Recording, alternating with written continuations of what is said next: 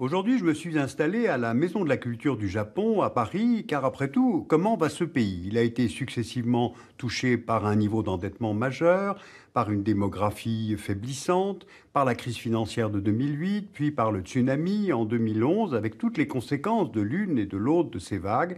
Donc aujourd'hui, voici quelques nouvelles d'un pays que j'admire énormément. Le Japon est en Asie du Nord-Est, face à l'océan Pacifique, face au soleil qui se lève. C'est pour cela que l'on nomme le Japon pays du soleil levant. Et c'est d'ailleurs ce symbole du soleil que l'on retrouve sur le drapeau national. Comme allongé à l'extrême est de l'Eurasie, le Japon fait près de 378 000 km². Les îles les plus importantes sont Hokkaido, Honshu, Shikoku et Kyushu. Mais il ne s'agit là que de superficie terrestre, car si on regarde le territoire maritime revendiqué par le Japon, sa superficie est multipliée par 12, soit 4,5 millions de km², du fait des zones économiques exclusives générées par les 6 852 îles de l'archipel. Et cet immense ZE est un atout essentiel pour un pays où la mer tient un si grand rôle, tant dans l'histoire que dans la culture, que dans l'économie. Et c'est finalement plus la mer que la terre émergée qui donne au Japon ses limites extérieures. Or, ces limites lui sont contestées par ses trois principaux voisins. D'abord au nord par la Russie, autour des îles Kouriles du Sud.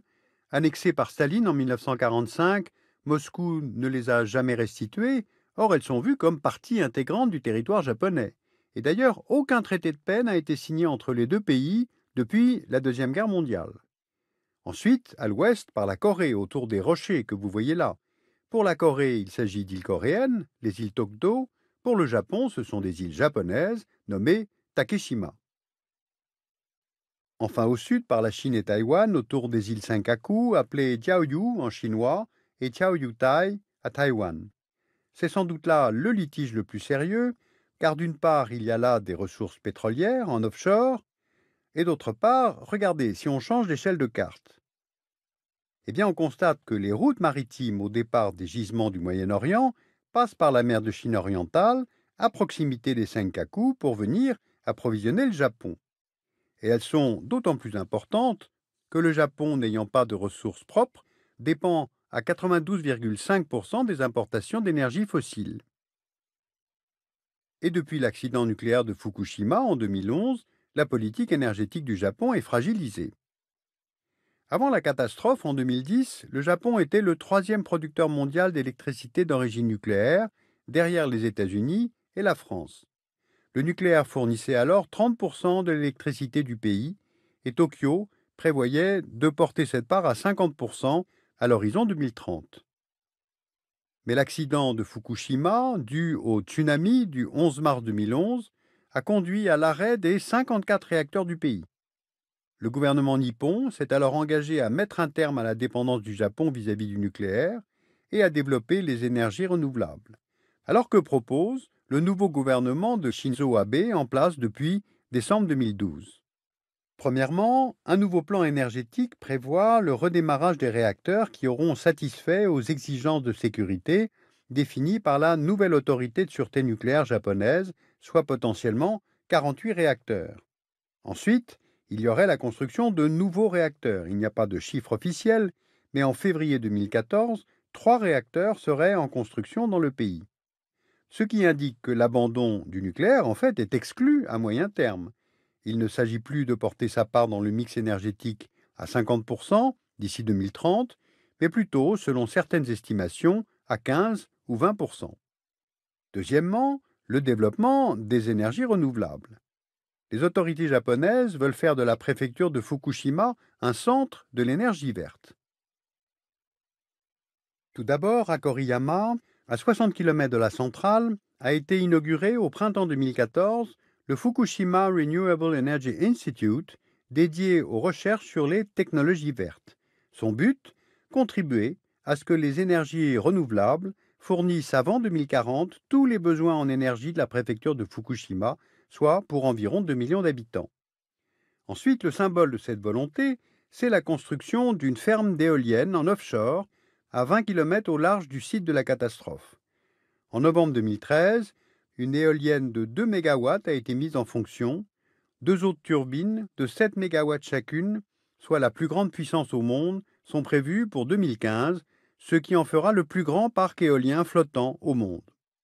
Alors nous parlons maintenant de la préfecture de Fukushima. Et bien justement, quel est le bilan humain 3 ans après cette catastrophe?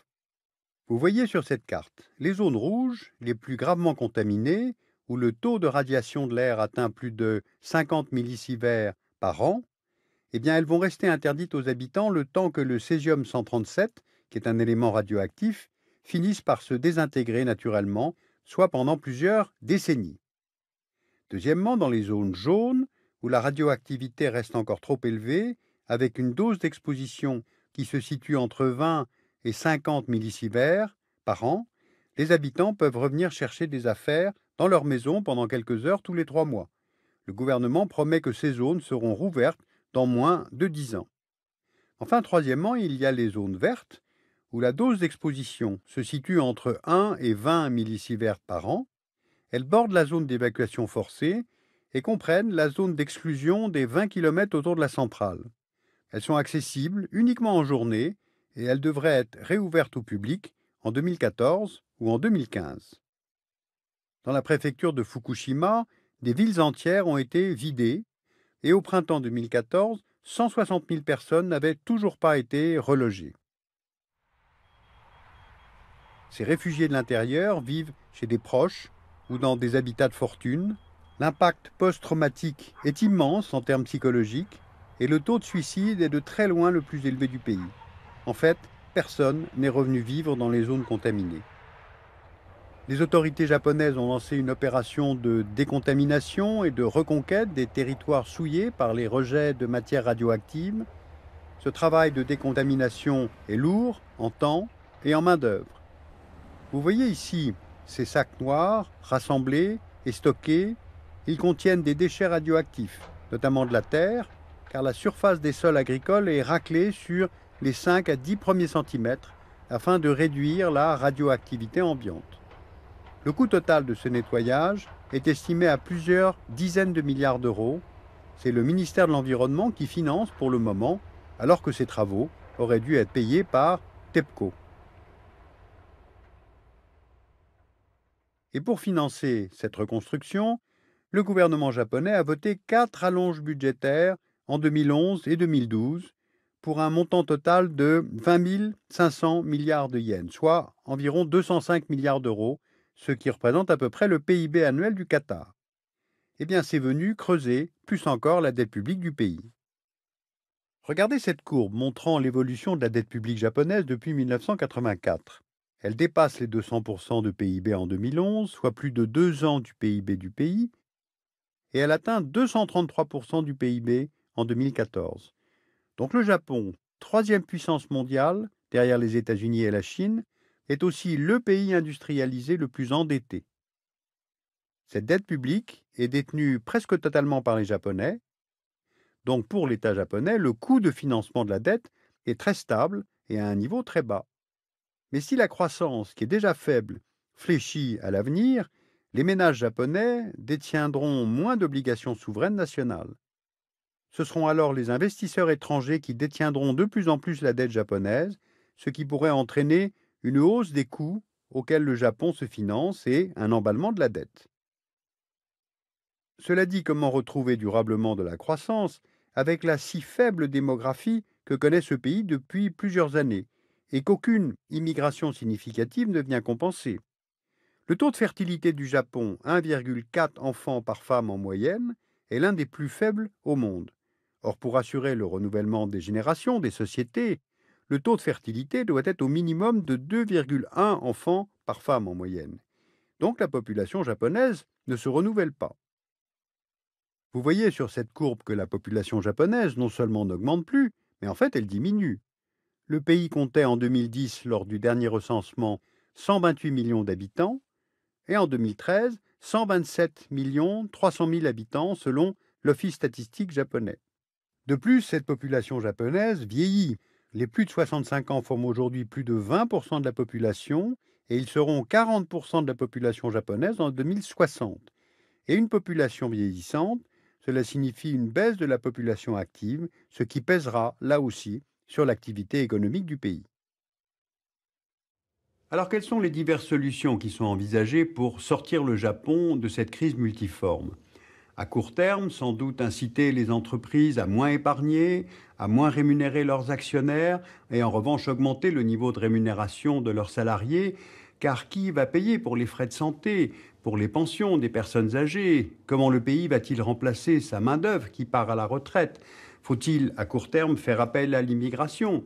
En tout cas, l'une des réponses de long terme, c'est certainement de permettre aux jeunes japonaises d'accéder au marché du travail en mettant en place une politique d'allocation familiale, de construction de crèches, de congés parentaux pour les 2 jeunes parents, mais aussi aménager le système fiscal, le système de sécurité sociale. Tout cela pourrait permettre aux jeunes japonaises d'accéder au marché du travail. Et bien cela s'appelle une politique nataliste. Vous pouvez lire Japon, la fabrique des futurs de Jean-François Sabouret aux éditions du CNRS et puis un roman de Thomas Reverdy aux éditions Flammarion qui s'appelle Les Évaporés et qui restitue avec une grande finesse la sensibilité des Japonais, qui décrit très bien le site tel qu'il est concrètement, réellement aujourd'hui dans les environs de Fukushima et la détresse actuelle des Japonais de cette région-là. C'est un roman que j'ai énormément aimé et qui décrit vraiment très bien le Japon d'aujourd'hui.